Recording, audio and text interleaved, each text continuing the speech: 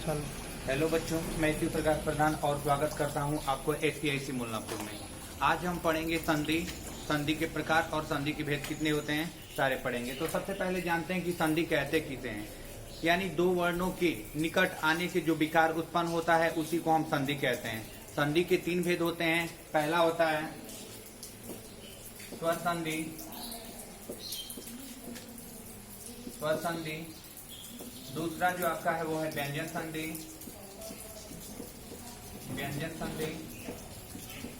और तीसरा जो आपका आता है वो है विसर्ग संधि।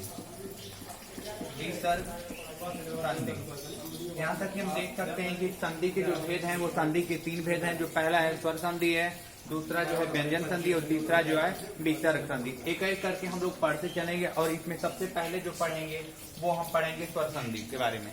तो स्वर संधि के स्पष्ट हो जा रहा है, जहाँ पे दो स्वर मिलेंगे वहां पे क्या होगा, स्वर संधि बनेगा।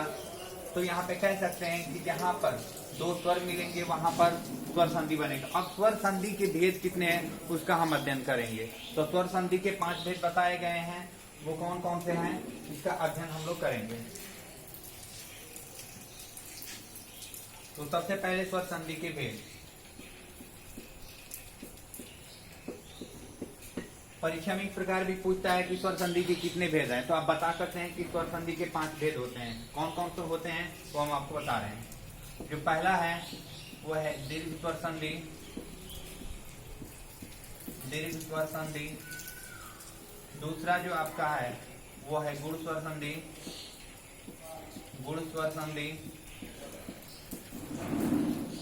तीसरा जो है आपका वो है वृद्धि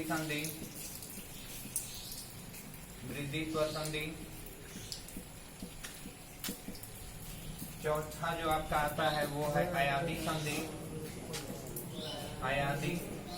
स्वर संधि, और पांचवा जो आपका आता है वो है यड़ संधि। यानी अगर पूछता है आपसे कि हिंदी में स्वर संधि के कितने भेद होते हैं, तो आप बता सकते हैं। जो पहला है दीर्घ स्वर संधि है, इसका सूत्र होता है वो है अक सवर्ण दीर्घ।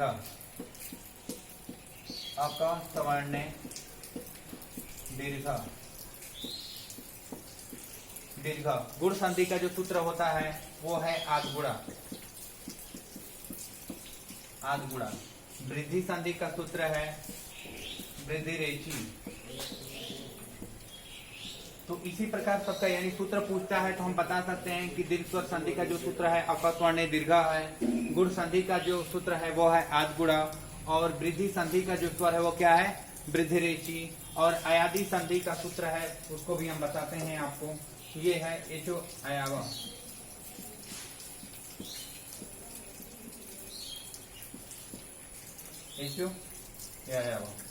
और इसके बाद यण संधि का जो सूत्र होता है वो होता है इको अड़ाची। यानी ये है सूत्र, यानी संस्कृत जो हम लोगों को संधि का अध्ययन करना है वो संस्कृत से अध्ययन करना है। तो ये याद रखिएगा, संस्कृत और हिंदी का जो संधि होता है उसमें कोई भी सारी समानता होती है, कोई भी मतलब असमानता नहीं होती है। तो इस प्रकार हम हिंदी और संस्कृत एक ही साथ मतलब अध्ययन करते हुए चलेंगे संधि के बारे में। जैसा कि सूत्र आपको पता चल गया, दीर्घ स्वर संधि का सूत्र क्या है अकस्वर्ण दीर्घ। यानी इसका मतलब होता है जहाँ पे समान स्वर आए वहां पे हमारा क्या हो जाएगा, दीर्घ स्वर संधि हो जाएगा। तो सबसे पहले हम दीर्घ स्वर संधि को अध्ययन करते हुए चलते हैं और उदाहरण से हम समझने की कोशिश करते हैं।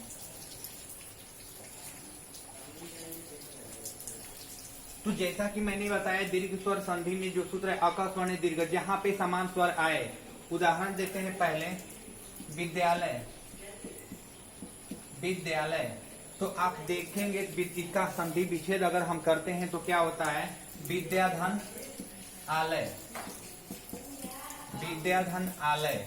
अब यहाँ पे जैसे कि हमने बताया जहाँ पे समान स्वर रहेगा वहां पे क्या हो जाएगा हमारा दीर्घ स्वर संधि होगा। तो देखिए समान स्वर क्या आ रहा है, विद्या जब बोल रहे हैं तो यहाँ पे क्या आ रहा है आ रहा है और प्लस आ मिलके क्या हमारा हो जा रहा है आ। नियम हम बताते हैं, नियम इसका ये है जहाँ पे दीर्घ स्वर बनेंगे वहां पे क्या होगा, ह्रस्व स्वर जहां एक साथ मिलेंगे वहां पर दीर्घ स्वर बन जाएंगे। जैसे बताते हैं आपको, जैसे अ, ई, उ,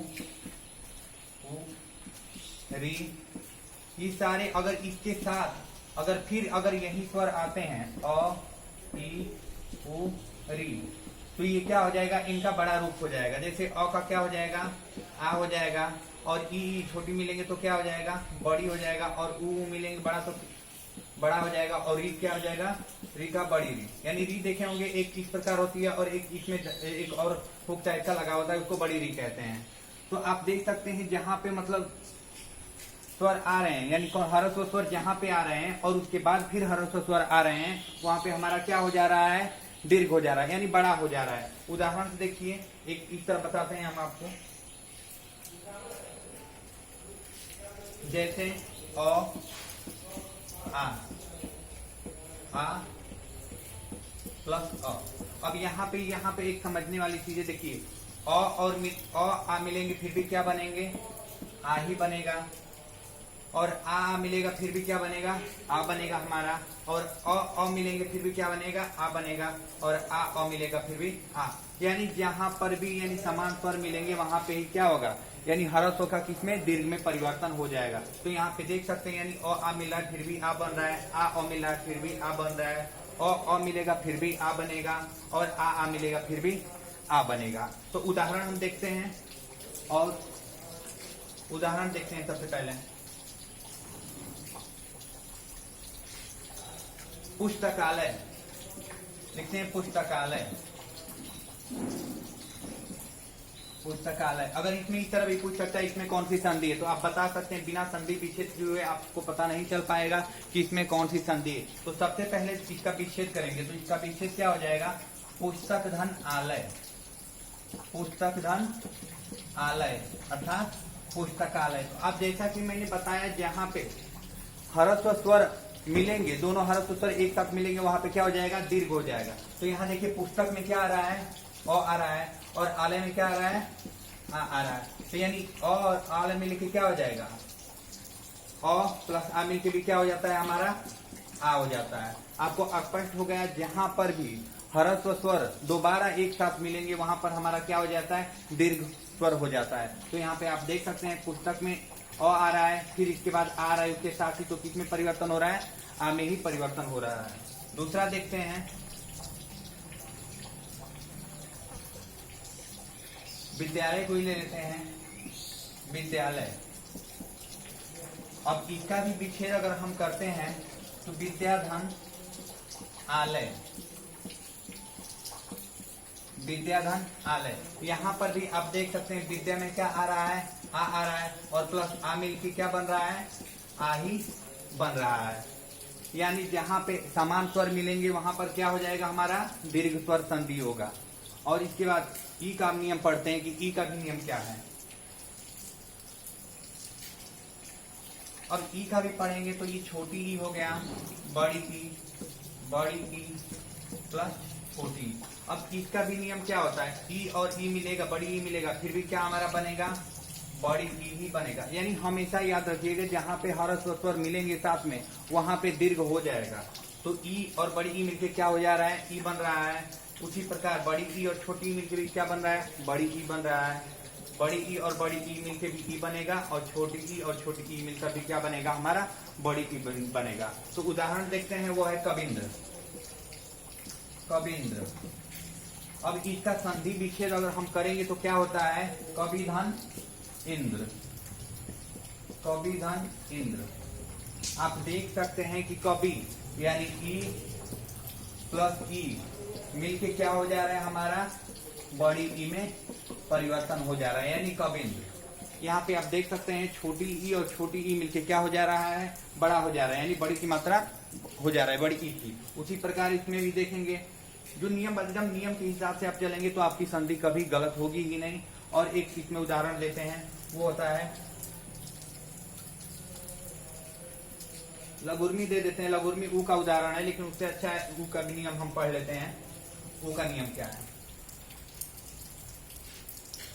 ऊ का भी नियम उसी प्रकार चलेगा, ऊ बड़ा ऊ प्लस ऊ।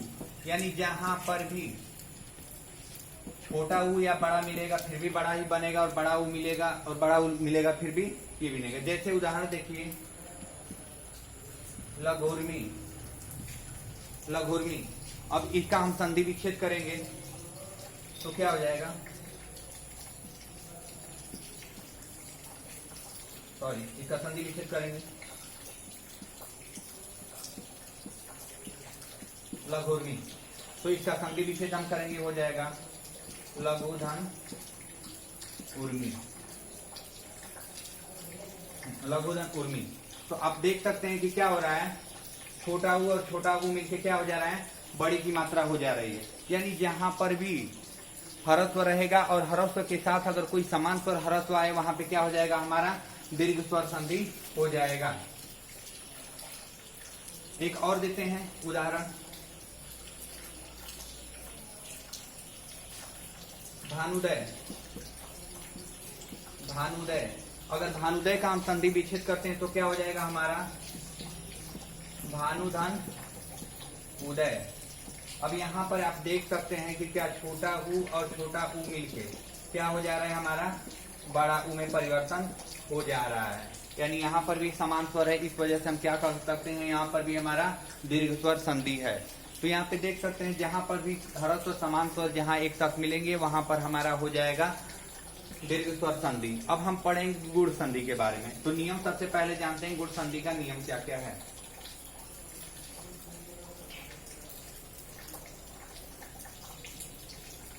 तो अब अध्ययन हम करेंगे गुण संधि में दूसरा जो भेद है वो है हमारा गुण संधि। अरे गुण संधि, तो गुण संधि।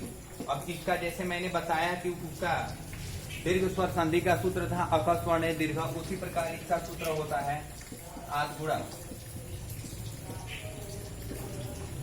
प्रश्न ये हमेशा पूछता है, संधि अगर गुण संधि का दे देगा एक उदाहरण और उसमें पूछ देगा किस सूत्र का प्रयोग किया गया है, तो आप बता सकते हैं कि गुण संधि में जो जितने भी उदाहरण होते हैं उनका प्रयोग आद्गुणा सूत्र के द्वारा ही होता है। तो इसका नियम क्या है वो पहले जान लेते हैं। अ प्लस आ के बाद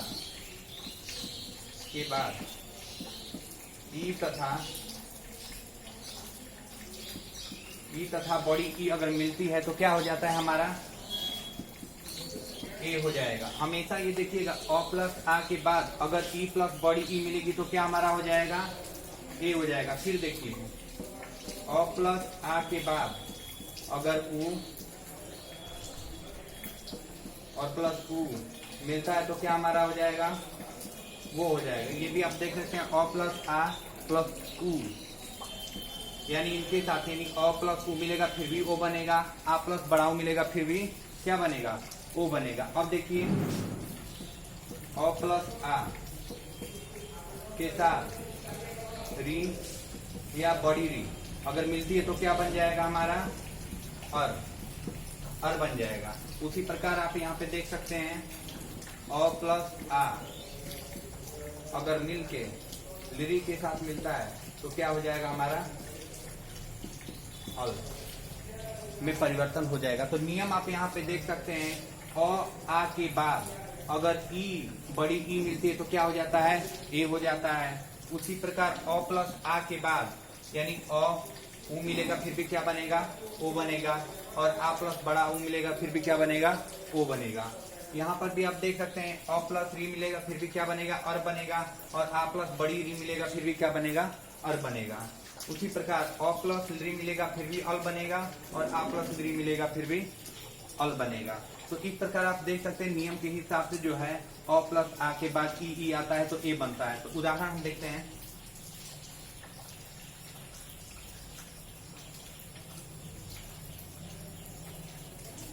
देवेंद्र, देवेंद्र। अब इसका संधि विच्छेद हम करेंगे तो क्या हो जाएगा, देवधन इंद्र। जैसा कि हमने कहा अ प्लस ई मिलके क्या बन जाता है, ए। आप देख रहे होंगे कि अ यानी व बोलेंगे तो इसमें अ आ रहा है, और ई यानी अ और ई मिलके बन रहा है ए, यानी ए की मात्रा देवेंद्र। इसी प्रकार देख सकते हैं दूसरा उदाहरण है महेंद्र। इसका भी संधि विच्छेद हम क्या कर सकते हैं, महाधन इंद्र, महाधन इंद्र, यानी इसका भी करेंगे तो क्या आ रहा है, आ प्लस ई मिलके भी का हमारा हो रहा है ए बन रहा है। अब नियम के हिसाब से देखेंगे तो इसी प्रकार होगा। और गुण संधि का पहचानने का सबसे मुख्य नियम ये है कि अगर किसी भी शब्द के ऊपर अगर एक मात्रा लगी रहती है, ट्रिक के द्वारा हम जानते हैं अगर किसी पर भी अगर एक मात्रा लगी रहती है वहां पे गुण संधि हो जाता है बिना हिचक के। और अगर किसी पर भी अगर इस तरह दो मात्रा लगा रहे तो वहां पे आप जान जाइएगा कि वृद्धि संधि है, इसके अलावा यहाँ पे कोई संधि हो ही नहीं सकती है। तो नियम के हिसाब से हम लोग पढ़ते चलेंगे, ट्रिक बाद में देखेंगे। एक और उदाहरण देखते हैं।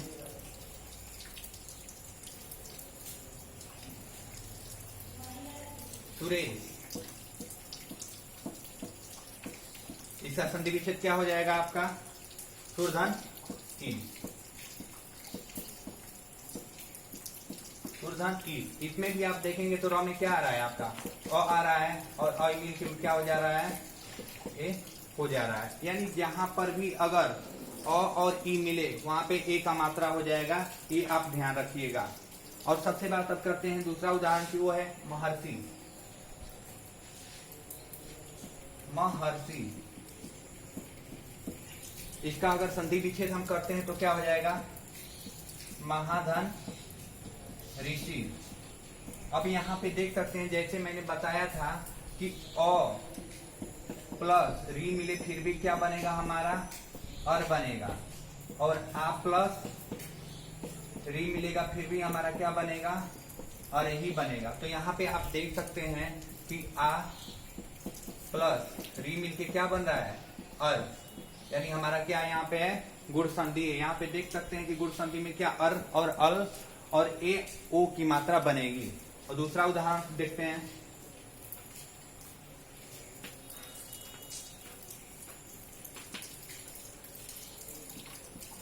गंगोदकम, दूसरा उदाहरण है गंगोदकम। अब इसका क्या संधि विच्छेद करेंगे तो क्या हो जाएगा, गंगाधन उद्गम। जैसा कि मैंने बताया आ प्लस ऊ मिलके क्या हो जाता है हमारा, ओ में परिवर्तन हो जाता है। तो आप यहाँ पे देख सकते हैं आ और ऊ मिलके क्या हो जा रहा है, वो हो जा रहा है। नियम यही है कि क्या होगा, आ प्लस ऊ मिलके भी क्या होगा, वो बनेगा। और प्लस ऊ मिलके भी क्या बनेगा हमारा, वो बनेगा। उसी प्रकार एक और उदाहरण देते हैं, सप्तऋषि। सप्तऋषि, अब इसका संधि विच्छेद क्या करेंगे, सप्तधन ऋषि। अब यहाँ पर भी देख सकते हैं अ प्लस री मिलके क्या हो जा रहा है हमारा, और में परिवर्तन हो जा रहा है। यानी जहां पर भी नियम के हिसाब से देखेंगे तो अ और री के साथ जो आएगा वो अर हो जाएगा, और अ प्लस ऊ के साथ आएगा वो हो जाएगा, और अ प्लस ई के साथ आएगा वो क्या हो जाएगा, ए हो जाएगा। तो यहाँ पे आप देख सकते हैं वो गुण संधि का। और सबसे अधिक जो ट्रिक हम बताए हैं सब पे एक ही भेद होगा, यानी एक मात्रा जिससे लगी रहेगी वो अधिकतर यानी 99% हम कह सकते हैं कि वो हमारी गुण संधि होती है। अब बात करते हैं हम वृद्धि संधि के बारे में। तीसरा जो स्वर संधि में आता है वो आता है हमारा वृद्धि स्वर संधि।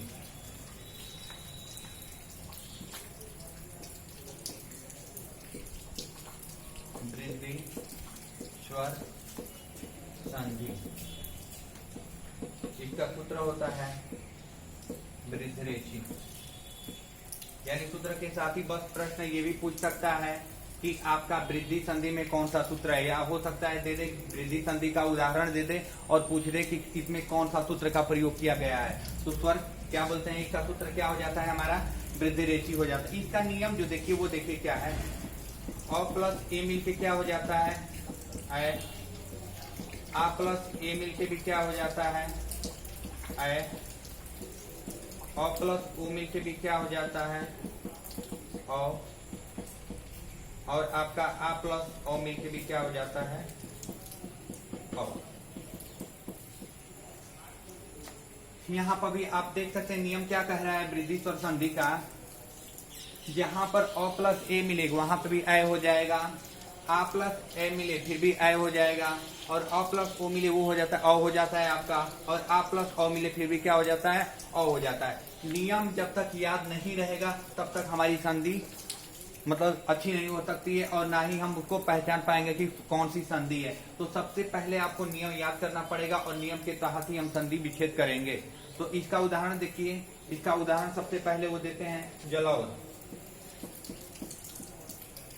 जलौध, अब इसका क्या हो जाएगा, इसका हो जाएगा जलधन और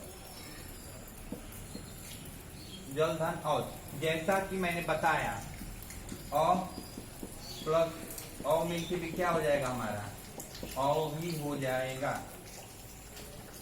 जैसे कि अ ओ मिलके, ठीक है, ये अ है, सॉरी, अ और प्लस अ मिलके भी क्या हमारा हो जाएगा, अ ही हो जाएगा। आ प्लस अ मिलके अ ही। तो जलौध में आप देख सकते हैं कि अ प्लस अ मिलके क्या हो जा रहा है हमारा, अ ही हो जा रहा है। एक और उदाहरण लेते हैं,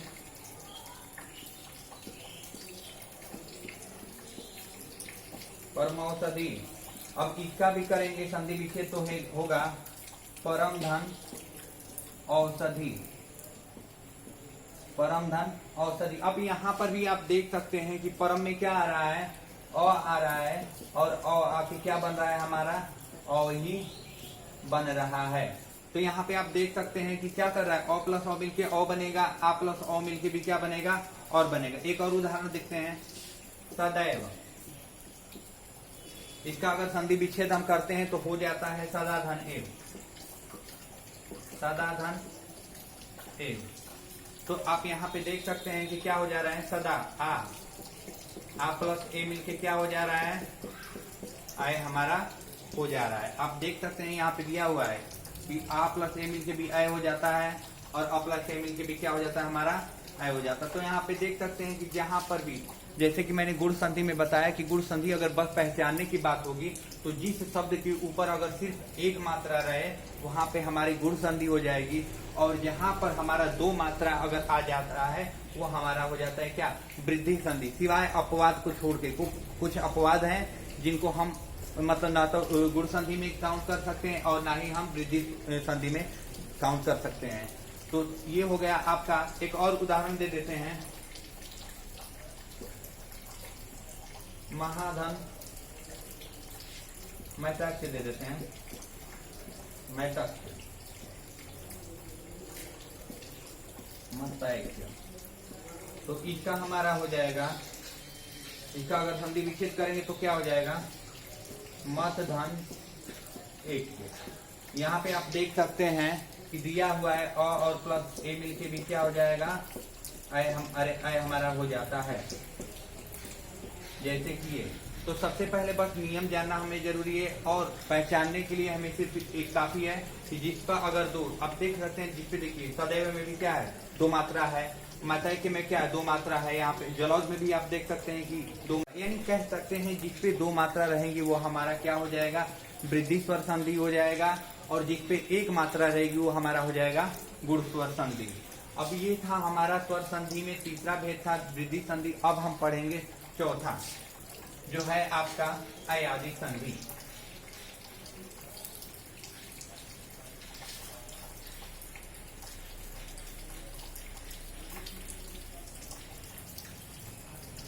अब हम पढ़ेंगे अयादि संधि।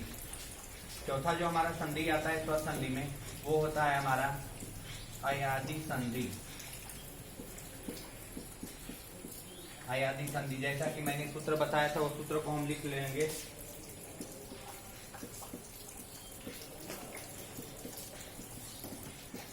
ये हमारा सूत्र है एचो एव।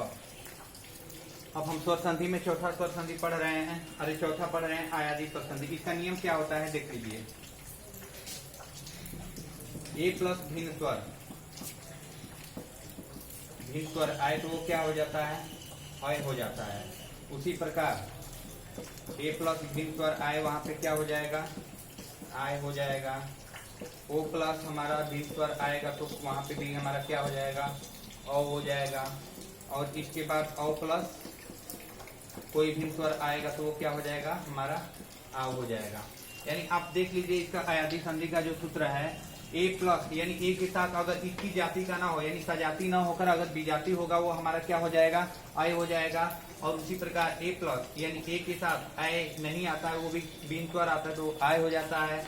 ओ के साथ अगर विजातीय स्वर आता है तो औ हो जाएगा, और औ के साथ भी अगर कोई विजातीय स्वर आता है वो क्या हो जाएगा हमारा, आ हो जाएगा। तो उदाहरण से स्पष्ट करते हैं। सबसे पहले नियम रहेंगे,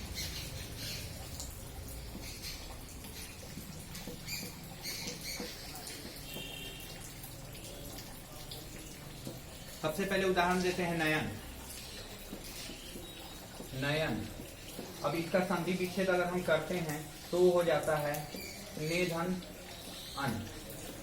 जैसा कि हमने बताया कि नियम के हिसाब से ने ए के साथ क्या आया है, विजातीय स्वर, यानी इसकी जाति का नहीं आया है, अ आया है, तो ये क्या हो गया है,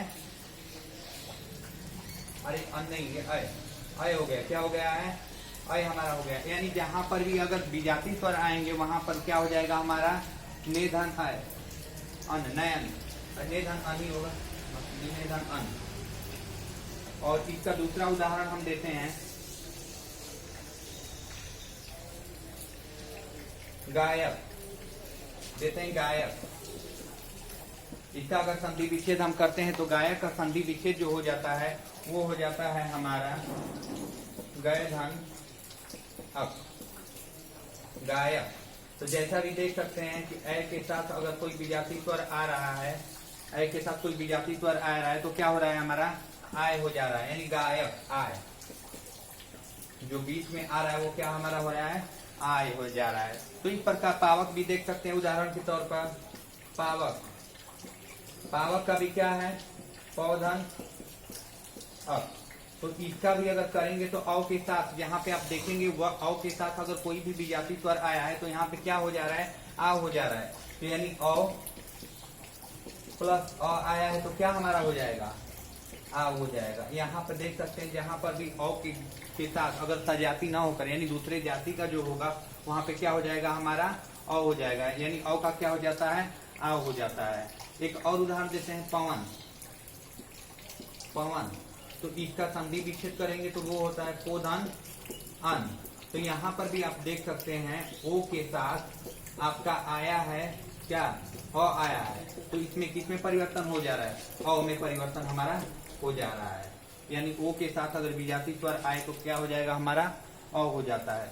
तो यहाँ पे आप देख सकते हैं कि नियम के हिसाब से कि ए के साथ अगर भिन्न स्वर आए तो आय हो जाएगा, आय के साथ अगर भिन्न स्वर आए तो आय हो जाएगा, ओ के साथ अगर कोई भिन्न स्वर आए तो औ हो जाएगा, और औ के साथ कोई भिन्न स्वर आता है वो क्या हो जाएगा, आ हो जाएगा। तो ऐसे हमने पढ़ लिया आयादी संधि। अब पढ़ेंगे हम स्वर संधि में जो पांचवा भेद है वो है हमारा यड़ संधि। तो आइए यड़ संधि के बारे में जानते हैं।